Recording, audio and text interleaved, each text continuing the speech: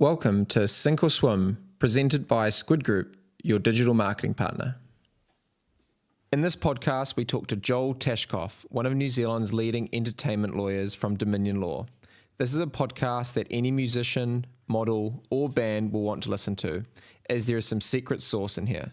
From building leverage in contract negotiation to who actually owns the photos, music, and lyrics you create. This podcast really dives in deep into how to best protect and ensure the success of your business. Hope you enjoy it.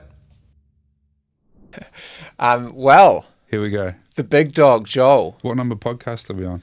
This will be number 4. So I wasn't number 1. Nah, you can be number choice. 1. I wasn't your first choice, really. Well, we can literally make this number 1 if we want to start this again. We've kind of put it on record now. I was your 4th option. All right, that's fine by me. That's right. I don't mind. It's been hard getting you locked in. But hey, we're here. We are. And we are actually in what is quite a lovely little studio. I'm really happy that you've got better microphones than me. And we're not using them, but yeah, they're there for visual effect, I guess. Yeah. Who would you say is some of the more famous people? You're not allowed to say who you've had in here. Oh, production-wise, maybe Troy Kingy's probably the most well-known that's come in here for a session. Sick. Yeah. He's blowing up. Like, he's got some, like, definitely some cool sort of stuff going on, at the moment. Like, yeah, he's doing his 10 genres over 10 albums in 10 years, which I think was a really cool idea for him at the start, but he's nearing the end of it now, and I don't know if he's still enjoying it as much as what he first was, but yeah. Where's country fitting into that? Surely country hasn't been done yet. Surely you can do country now. Yeah, I don't know. I don't think he's got that. He might change it, but when I talked to him last, I don't think that's on the cards. But it seems like, I mean, I was talking to someone earlier about how country's kind of making more of a, I don't know, more noise as like a popular genre outside of like Texas and Tennessee. Yeah. Texas Hold'em, baby. Yeah, it's good. It's good. So yeah, but it's definitely a cool little studio. So for those of you who don't know Joel is a talented lawyer who I don't fully understand how he did it, but he went from being a Red Bull superstar, basically just drinking Red Bull all the time, to suddenly... That makes it sound like I was like a consumer. I just go to a supermarket or a gas station and guzzle it for a job. But so what did you do at Red Bull? Because that was where I think I potentially first met you, maybe, or I can't actually remember, but you were at Red Bull originally. Was that doing legal stuff as well, or? No, it was doing marketing stuff before I made the jump and actually used my law degree. Oh, yeah. Yeah. But it came through, because I've been music producing as well pretty much the entire time since I was at university. Yeah. And a friend of mine who had his own music lawyer, I was sitting down talking with him, and I'm like, man, I kind of want to change my career, because he was a DJ producer, and he was also, I think at that point, a record exec, like he was doing some A&R stuff for one of the major labels here. And he sat me down for a coffee, and we just sort of started spitballing some stuff, and I'm like, yeah, it'd be cool if I could sort of use my law degree in some sort of way. And he's like, oh, I'll just introduce you to my lawyer. And he introduced me to Chris Hockard, who he's the managing partner here at Dominion Law. Introduced me to Chris via email, and Chris was gracious enough to meet with me. And this was like years ago. This was maybe when I first finished my degree, and I got out of uni and I didn't really know what I wanted to do. And Chris was like, well, you kind of don't have experience, and I don't have time to teach you, but if you can go away and prove how you would pay your own salary and what you would do and the value that you'd bring, I'll consider it. And I didn't know how I was going to do that. So I was like, oh, fuck. So I went off and I ended up at Red Bull for a bit. And then when my time there was finishing and I wanted to just get out and do something else, I'm like, you know what? I've always kind of had this in the back of my mind. Got back in touch with Chris, and I had all of this experience working for like a global multinational marketing behemoth, and just general life experience and knowing how companies work and stuff like that. And I think that's probably helped me a little bit. And Chris was at a stage in his career where he had a little bit more time to train me, and we kind of took a punt on it, and it's been, I think, into my 4th year now here at Dominion Law, and just specialising in entertainment law stuff, a lot of contracts, mostly music, a little bit of modelling industry work as well. We've got a partner who specialises in film and TV too, so we kind of cover the whole spectrum of the entertainment industry, and it's been really pretty cool. Yeah, and how different is like the rights around things for like someone like a model compared to an artist? Because like obviously they're both in the same kind of, I guess, entertainment realm, but I imagine it's quite different in terms of just like photography and potentially video compared to musical rights, which goes across those other assets and things. Yeah, so ownership is probably the biggest difference.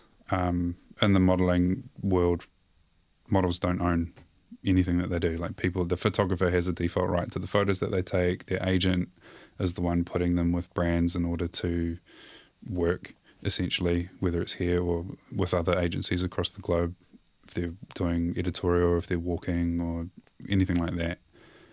All of the rights are owned by the brand who's kind of commissioning the model so that they can use them and whatever they need to use them with, and the model's kind of just there.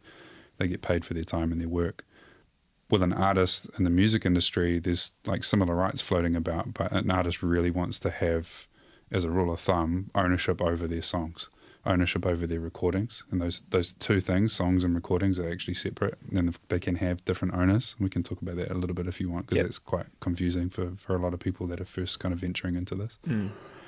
But basically, your rights are how you get paid in the music industry. So if you're an artist and you really want to get traction and be able to release your music and make money from your music and blow up and go viral and get platinum plaques and Grammys and a massive recording contract with a huge advance, you need to own your stuff. You need to own your rights. Unfortunately, there's like real low barriers to entry.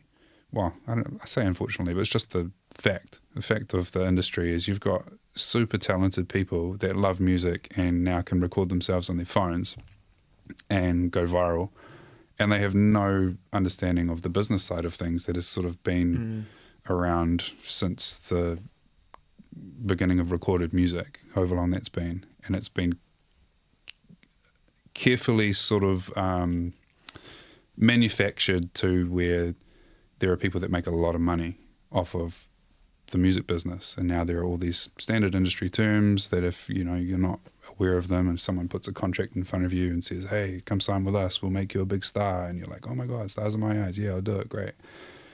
If you don't know what you signed, you might be getting taken advantage of. And we see that quite a lot, unfortunately. But that's, contracts is basically what I do.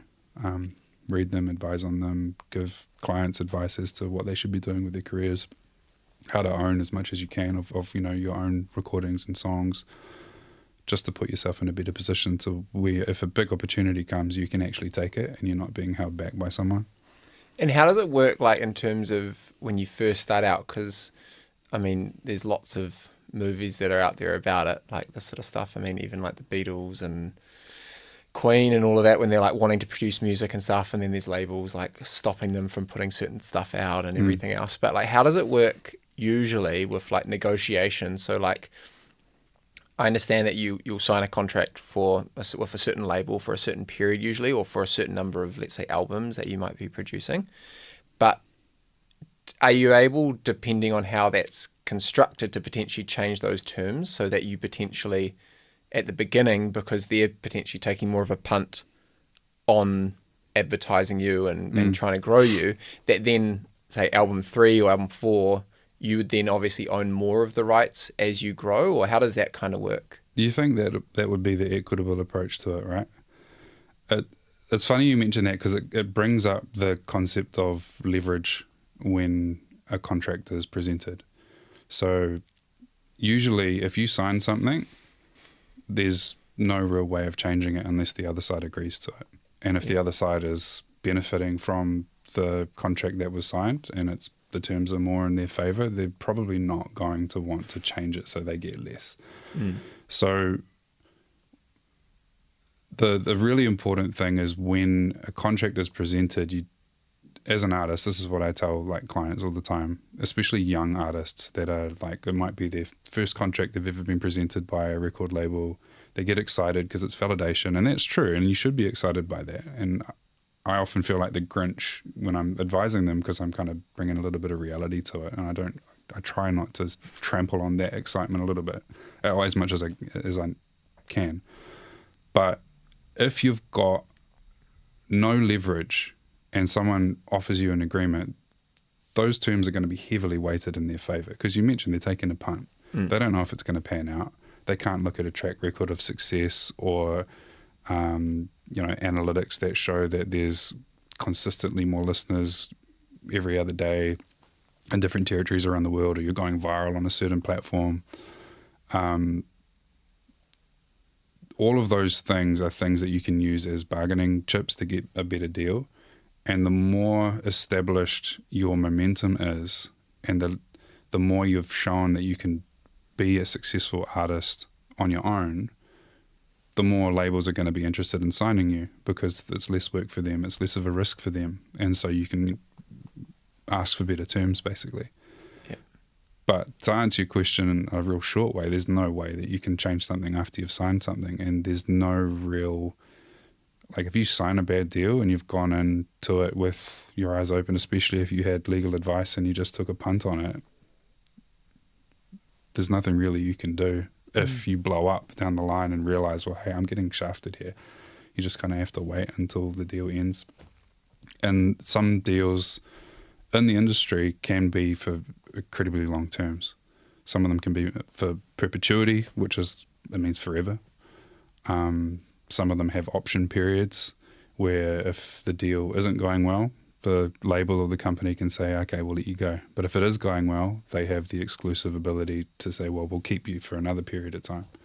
Sometimes options on top of options are quite common too. So I don't think when young artists get presented contracts, they really realize how much of a commitment it could be on them in their career, especially if this is all that they want to do.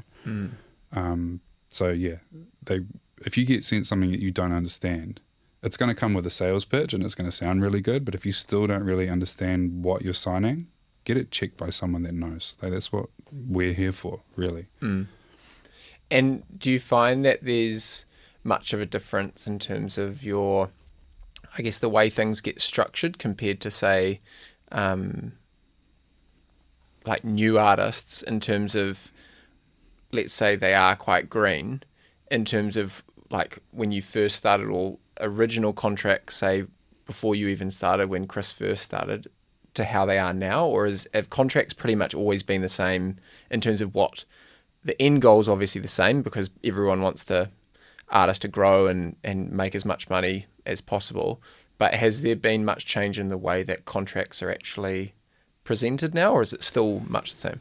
I think, like, traditionally, a record label, you're talking about recording contracts, right? Yep. Like, a record label would own all of the recordings that the artist would make during the contract, and they'd own it forever.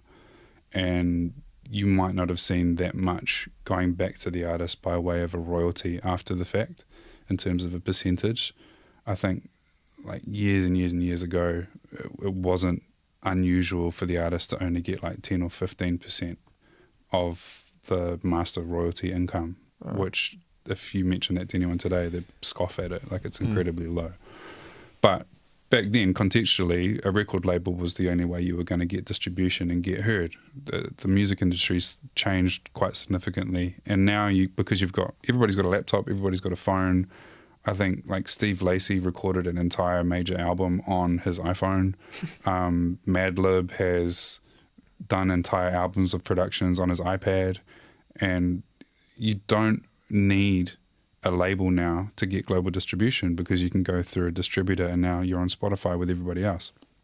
So I think, like, digitally, all of the advancements that we've seen with technology and connectivity between everyone has forced the record industry to shift, and we're seeing a lot less deals where, especially if the artist has some juice, if they've got like a lot of momentum behind them, the labels are going to try and put their best foot forward and offer them like net profit shares or a license deal where they actually get their masters back after a certain period of time. So it is slowly shifting to where it's a little bit more equitable. And who knows where it's going to go with the next big jump in technology as well. So, yeah. So that kind of leads me to one which I think is kind of interesting, because obviously a lot of people in New Zealand anyways will know 660. And I mean, their rise to fame in terms of their musical rights stuff, like side of things, is quite interesting, because they obviously was grassroots kind of Dunedin. And then from my understanding, they didn't really have a major record label signing. And I think they were the first New Zealand artist to get number one on the charts without being signed to a record label, if I'm wrong. Yeah, I don't know. But I was just interested to know if you knew anything about their kind of like how that... because have they got their own record label now? Yeah, I believe they've got like a joint venture with one of the majors here. Yeah. Yeah. You can get significant success without major label backing these days. And I think like, I was actually reading something earlier today where there are so many more examples now of independent artists breaking through and doing massive numbers, winning Grammys, like Macklemore. What I read said he sold 19 million records independently. Who else was there? There was a whole list of names that have done it without a traditional major label record deal structure. They might have gone through distributors that were owned by major labels, so you could tap into some of the marketing infrastructure that they've got. But those types of deals are more heavily favored in the artist's benefit, where they're getting more share of the royalties. You're getting less of a commitment and potentially less money from whoever you're partnering with. But you nowadays, like, you can do your own marketing plan on TikTok. You can do a whole digital marketing plan for your music, and you don't have to rely on a massive budget from a big company that's been doing it for years in order to break through. We see kids all the time going viral on TikTok or Tumblr. I think like the highest streaming artist in New Zealand, I forget his name, he streams more than Lord, and he did that by going viral on Tumblr maybe like 5 years ago. It's going to kill me not knowing his name. But when I heard that the first time, I was blown away, because everybody knows who Lord is. No one knows who this other guy is unless you're really tapped in. Yeah. But that's enough to change your life in terms of the revenue that can generate, getting that sort of success. You just never know when it's going to happen or where it's going to happen. And I think a lot of labels have turned towards those analytics on social media platforms to see who they should be signing. There's almost next to no artist development now. Once upon a time, you might have had a label, like I know Motown, they owned multiple houses on the same street, and one house was the studio, one house housed the artists that they were working on at that time, one house was solely for live performance, where they had training and how to perform live and work a crowd. They had all of these things set up to develop all of these artists that went on and became Motown superstars, but you don't really have that now. You've kind of got some artists where their first show might be Rolling Loud, and they're kind of drowning a little bit because they haven't had that same sort of trajectory where they had to pay their dues and play these dive bars and get used to, the intricacies of live performance. They've just gone super viral, massive amount of fans like one song, or maybe like one part of one song that they've heard on TikTok, and now you're thrown in the deep end and having to perform in front of all these people. And you're seeing it more and more. It's not bad, it's not good, it's just the nature of what goes on these days.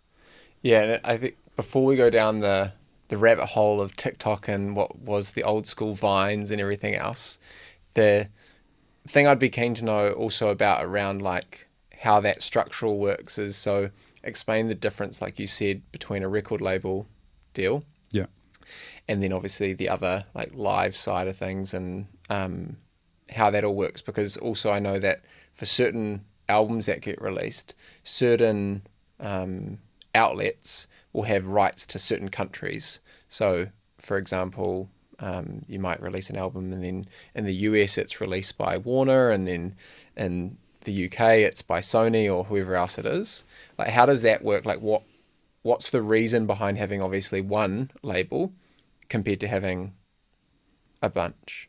So usually, if a record company is trying to sign an artist, they'll try and get worldwide rights. And if an artist really blows up enough to warrant, like let's say someone signed locally to New Zealand to a label here, but that label had parent companies and other branches of the same global corporate entity in all other territories of the world. The local company is going to work it as much as it can. If the artist blows up, then they might pass it off to one of the bigger markets like the UK, the US, to take it from there and really try and amplify it as much as they can. I think the only reason why you'd see different major labels repping the same art, I don't even know if I've seen that. That would only happen if one of the major labels was like, we are only committing to a particular territory. Or if the artist was able to say, I only want you to commit for a particular territory because you can't show me that you can actually do what I want you to do in these other territories. So I'm going to limit the rights that I give you, and I'm free to go and explore other rights elsewhere for people that will have the ability to do what I want them to do overseas. Most of the time, though, if you're signing with someone, they're going to try really hard, and it might be a take it or leave it clause for them, where give us rights for the world or we're not interested. Is only interested in the recordings. They only deal in the recordings of songs. Figuring out where you're going to record, hiring studios like this one, getting musicians in, making sure the vocal sounds great. They then take those recordings and, you know, sell them and exploit them, market them, all that sort of stuff. And if you're independent, you're doing that yourself. The songs can be completely different. Like, you might write a song, your favorite little folk song, and you give it to me. And I'm like, I love this. I'm going to record it with my acoustic guitar, and I'm going to play some piano keys on it, and I'm going to record my vocal. And then I've made a recording of your song, but I don't own your song. I might own the recording, but you still own your song if I haven't added anything melodically or if I haven't changed any lyrics that are original to me. So that's a really easy example of where you can have two owners of the same bit of music that everybody loves and enjoys. But if that bit of music then wants to be exploited, there's going to be different royalties collected on each side and passed back down to the owners of each right. So I'm going to get paid on recording income, like recording royalties. Usually that's like, on the old days it was sales of physical sales of LPs and CDs. Now it's like digital downloads and streaming, paid by Spotify, Apple Music, whatever you choose to listen to, YouTube. There's separate income sources for the composition side of things. So you might have your performance rights organization go and collect public performance royalty income that is passed back on to the songwriters, which you would get as a songwriter in that scenario. If there is a synchronization, which is when a bit of music is used for like a film or TV show or commercial, whoever the company is that wants to use that bit of music needs to get clearance from the owner of the master, but also the owner of the publishing. And if you collaborated on that song with, I don't know, your wife, and you've got a 50-50 split on the publishing side of things, then both you and your wife would own the song or portions of the song that you contributed to. And so the company would need both of your permission in order to use the underlying composition to the recording. So I could say, yeah, I'm happy. I want to get paid by this company. And you could say, yeah, I'm happy for the use of my song for this company. But then your wife is like, I hate that brand. I don't believe in it. I don't want my song used for it. And none of us will get paid because we need all of those rights in order for them to actually use it. That's a little bit like, I think you often hear about it with certain artists like who have been big back in the day. I think it's The Cure, potentially, that one of the members wants to re-record this stuff? Yeah. And then the other's like, I'm not doing this. So then they can't re-record. Like, it's just like... Yeah. It can get real messy if you've got songs where you can't really definitively say I did exactly this in the composition. But there's heaps of examples. Like I think Taylor Swift recorded her album because she didn't like who owned her masters. What's her name? I've mind blanked here too. But like you've got examples of artists that get disgruntled with whoever owns their recordings that became famous, and usually there's a restriction on, like, if you own the song you still can't re-record it until a certain period of time has lapsed. Those clauses are quite common in recording agreements, so you have to wait a period of time before you're even allowed to re-record your own song again. But then you're competing against the song that everybody knows and loves, and it's often quite hard unless you've got like significant control over your fan base and can direct them towards your recordings that you own. And so where do you think the whole world of TikTok has sort of come? Because obviously TikTok has been a massive part in the last, let's call it 2 years, 3 years. It sort of really has taken a foothold ever since Fleetwood Mac blew up with Dreams of Mr. Cranberry Juice on a stadium tours. Yeah, it's been really interesting to see how much of a stronghold like TikTok has on how people market their music and how they get found. Like, it's a massive outlet for discovery for new artists now, I think. And I think it's probably one of the only social media apps that still prioritizes the algorithm to be more catered to the user's interests rather than pushing them towards like advertising and shit. Like, you don't see that much on there, so people are like really engaged in it and not sort of driven away like they might be from older social media companies that are now having to try and make money. And you've got like what happened recently with Universal taking their toys and going home because they couldn't get the right deal that they wanted. So all of the Universal signed artists are no longer available on TikTok now. But like, that was such a massive deal because of how prevalent TikTok is in the music industry now. And I think you can launch your career if you've finally figured out how to go viral, or by some miracle you've just figured out content that everybody loves and wants to share, and it gets, broadly pushed across the entire platform.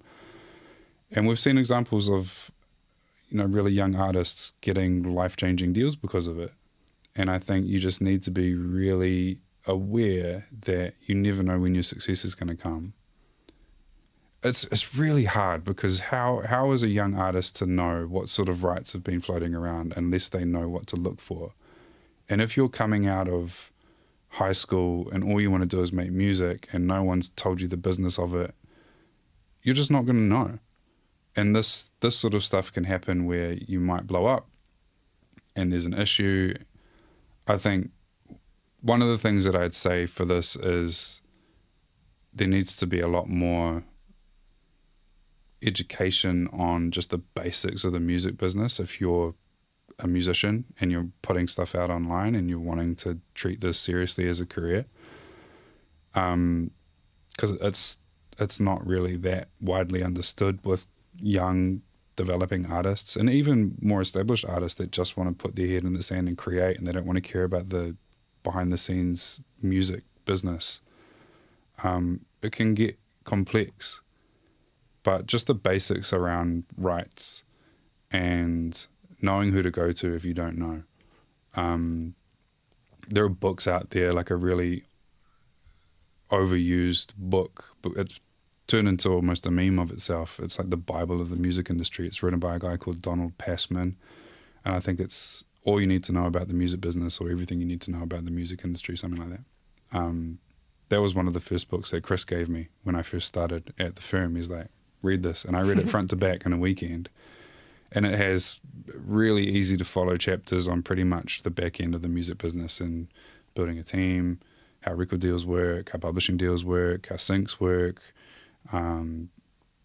Like a really awesome foundation of things that you should know if you're treating this as a serious career option. Because the last thing you want is for you to hit the lottery and get this massive opportunity off at the back of going viral, because no one knows when it's going to happen. You want to be able to actually take that and turn that into something that sets you up for the rest of your life, potentially.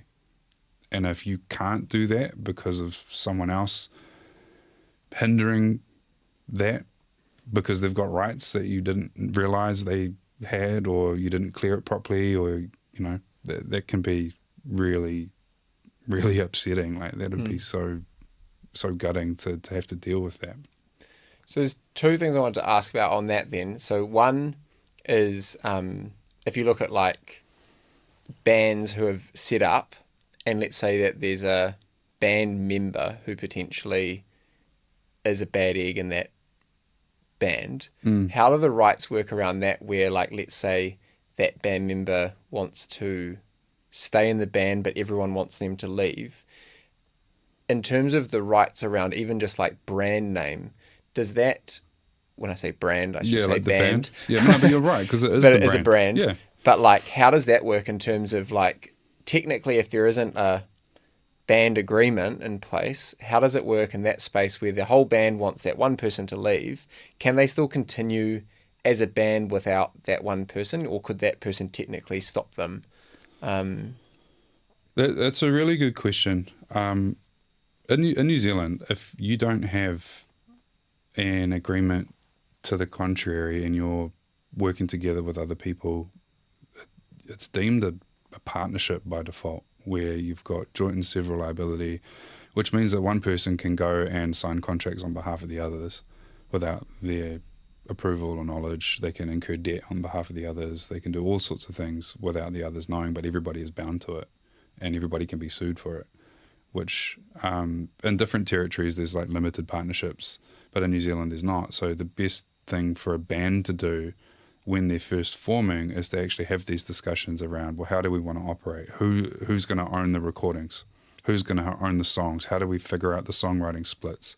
What do we do with expenses? Like, what's the process that we use for any income that comes in for the band? How do we make decisions? What happens if someone wants to leave? What happens if we want to kick someone out? What happens to the band name, like you said? And having a band agreement in place. In New Zealand, it's really easy to set up a company, so we always advise bands to think about setting yourselves up as a limited liability company. All of the band members can be directors and shareholders. Figure out if you want that to be equal, or if you want it to be skewed towards maybe there are founding members or not. Sometimes there are certain members that don't want the obligation of driving the band forward. They just want to show up to rehearsal, show up to performances, show up to recording sessions, play what they're told, and then bugger off, and that's fine. You can treat those guys as contractors to the company. Maybe I'm giving away a little bit too much sauce here, but it's really important to think about what could go wrong. A lot of the time, people don't want to think about that because it's all, lovey-dovey. Everybody's getting along really well. Oh, these are my friends. They would never betray me. They would never do me wrong. Money gets involved. And then all of a sudden, people have got their own individual life circumstances that can make them make decisions. Money just complicates things. And I've seen friendships, like really long-lasting friendships, torn apart because of money and not having an understanding how that was going to be treated, first and foremost. And, like a band name is the same. Like if one guy started the band by himself in high school under a name, he was a lead singer, and then at university, he made some new friends and started a new band under the same name. What happens if those guys want to kick him out and take the name and carry on? Yeah, that's exactly right. Like, it's where does the right sit? But surely that in that case, like what you're talking there, that's going to go back to where, I guess, like IP rights, right? So if you can prove that you were using that brand name, previously, surely that would be, I don't know, but I would have thought that at some point that would have been able to come into play in that. I mean, the best bet is to take any sort of guesswork out of it. Yeah. And if you're serious about it, bands are businesses, artists are businesses. Like, they've got expenses, they've got assets, they've got liabilities. They should be they should have a business plan in place. There's marketing involved, and I think the more people start treating their careers, if you're in music, as though you're a sole trading business or a company, the better everyone's going to be, because you start making sensible decisions with a commercial viewpoint as opposed to just solely an artistic and sometimes purely altruistic outlook where no one's going to do me wrong. We're all doing this art together for the good of the art. We don't want to be successful commercially. We just want to make great art. Like, some people are like that, and that's fine. But you can't hide from the fact that great music could be commercially successful, even if just given a little nudge, and then you've got money coming in anyway. You can't stop that from happening. So it's best to be prepared. And, if you've got something to lose, like if you've got a band name that's precious to you and you want to use it for something else, then make sure that you're protected for the avoidance of any doubt. Like, get something in writing. Yeah, there's definitely challenges. Like, even, I don't know anything really around these guys specifically, but just thinking about how much Corella blew up with Blue Eyed Mouldy, like, goes on TikTok, suddenly people know that there's a Blue Eyed filter on TikTok, and everyone just starts playing Blue Eyed Mouldy with the filter on, and then next minute it's number one on the charts for, I can't even remember how long it's been number one for in New Zealand. And it's just like you said multiple times, you don't really know when you're going to blow up or what's going to suddenly make you blow up. And like, I guess it's just trying to prepare yourself for that, as if when you first start out, you are like a business, right? And it's a commercial venture, even if it's not your primary reason for starting, but at least then it protects you down the line when potentially the vultures come in and want to start taking that money side, right? Or just even if internally people want different things. Ideally, if you're signing these, like a band agreement, if you're signing one of those, you're able to have, it can be awkward conversations around everybody getting out of the open what they feel should happen in certain instances. Does one person, should they have more of a say than others because they do more of the work? The earlier you can have those discussions, the better, because you don't want it to happen down the line when there's heaps at stake, commercially or otherwise, It just doesn't seem to happen a lot unless someone's really switched on and really guides them, or they've got a manager who realizes that this needs to happen, or the manager's lawyer tells them, hey, you're managing this band, but you need to get something to protect your investment in the band. You don't want the lead singer to go off and then you can't manage them. There's so many different ways that it can happen, but I just wish it was a lot more common where if you're starting a band, you have these discussions early. I understand why it doesn't, because no one wants to think about the what ifs. They don't want to think about what if this disintegrated or imploded, like how are we going to navigate that together. So, well, things will just be fine. They'll always be fine. But it's a lot cheaper getting someone to help craft an agreement for you at that early stage and to weed out any potential red flags then than it is fixing a mess down the line. Yeah. So if you're like an upcoming artist, or even like potentially a relatively established artist, how does it work with something like YouTube, where you're obviously releasing potentially music across all your different platforms, but how does it work around like the risks with monetizing things on YouTube with samples and everything else? YouTube's pretty much like, it's another DSP, so it's like Spotify and Apple Music, apart from the fact that it's got visuals attached to it too. But what a lot of young artists do is, because they don't either have relationships with producers that can make the music that they like, or they can't afford to pay those producers to make the music that they like specifically for them. Because it's so accessible, they'll go to YouTube to use the instrumentals that are put there by the tens of thousands of producers that have got FL Studio in their bedroom, uploading all of these type beats or instrumentals to YouTube. And a lot of those YouTube instrumentals link back to beat leasing sites, where they're platforms designed to be a marketplace for producers to sell restrictive use licenses to their songs.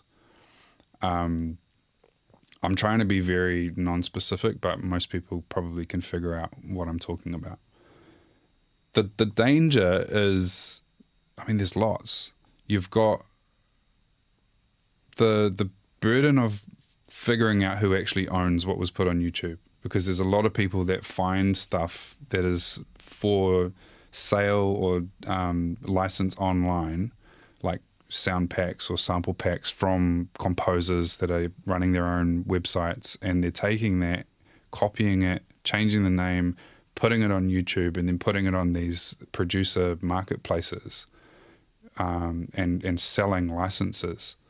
And there's so many young up-and-coming artists that use these beats and pay for these licenses without even knowing who actually owns the rights to the original music. And the licenses that you can get from these marketplaces are often incompletely filled, rendering them void. And they don't allow for assignment to third parties. And all that means is like the license is solely for you.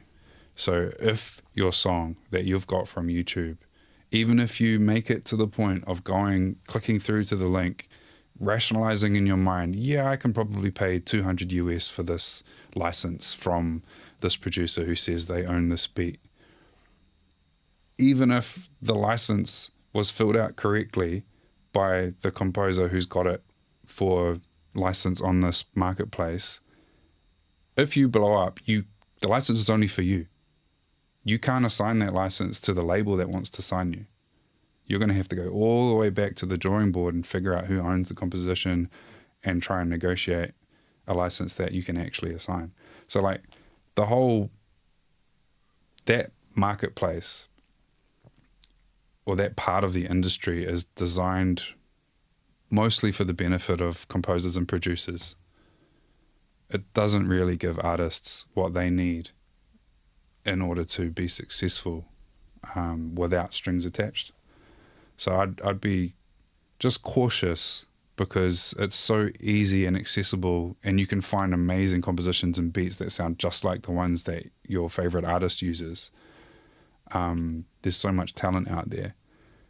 But if it's too good to be true, it often is, like you might end up not being able to sign that record deal, or you might have to pay like 10 times more than what you initially paid in order to clear it. And it's really, really prevalent.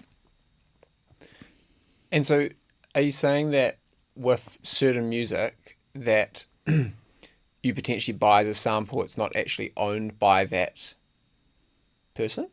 So if you're buying a license, usually that license is going to have terms and conditions attached to it. It might only be valid for a certain period of time or for a certain number of streams.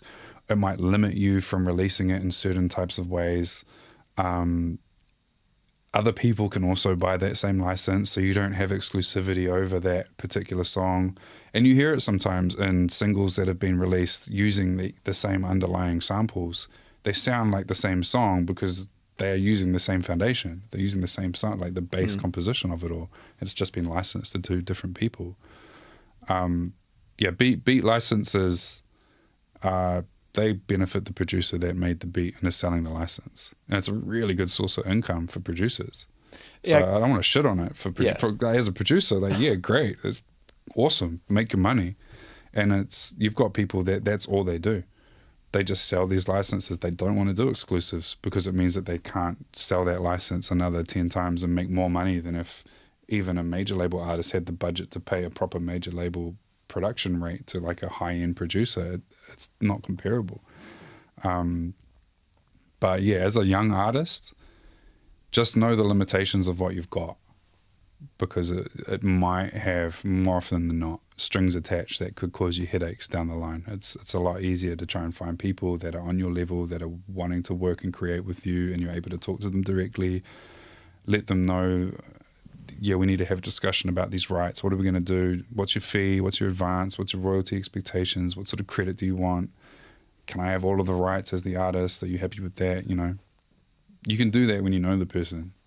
With a license, you're just sort of stuck with the deal that they have loaded on the website, or if they're sending it themselves, it might not have the right things that you want in it. So it's fraught with danger. Moral of the story: get a lawyer. Talk to your lawyer about shit before you sign anything. That's it. It's as easy as that. Yeah. Yeah. And Dominion Law. Dominion Law. DominionLaw.co.nz. Joel, Joel, at DominionLaw.co.nz. Yeah, we'll slot you in. It's no problem. Hey, thanks a lot for coming on to Sink or Swim. Sink or swim, baby! Thanks for tuning in to another Squid Group podcast.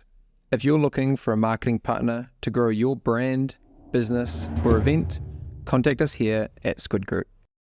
See you next time.